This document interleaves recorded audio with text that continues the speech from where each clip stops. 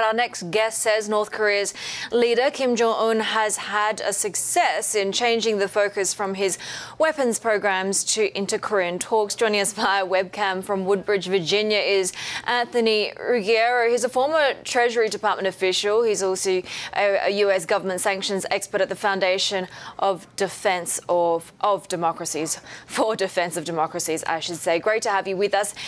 You know, is it being cynical to say that this was a strategic ploy by North Korea to buy some more time as they continue to build their nuclear program?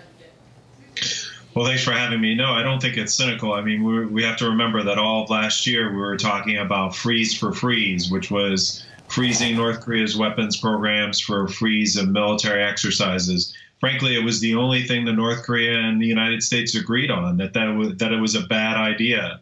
But Kim Jong-un, with one speech where he mentioned reunification several times, and certainly not reunification under democratic ideals, was able to transfer freeze for delay for nothing. Essentially, North Korea got the United States and South Korea to delay military exercises for essentially nothing. Showing up at a meeting, restarting a hotline that they shouldn't have cut off to begin with.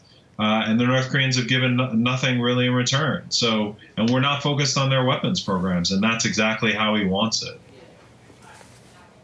Right. So do you see this as being, you know, another repeat of a pattern that we have seen in the past, which is, so we get the guarantee of a safe Winter Olympic Games. Beyond that, are there any kind of deliverables that we can take away from this, or do we get back to where we started the year after the Olympics?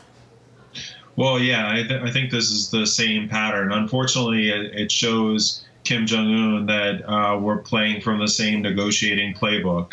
The issue here is that North Korea is not ready to denuclearize. I mean, at this point, I mean, sanctions have not gotten to the point where it would increase the leverage against them.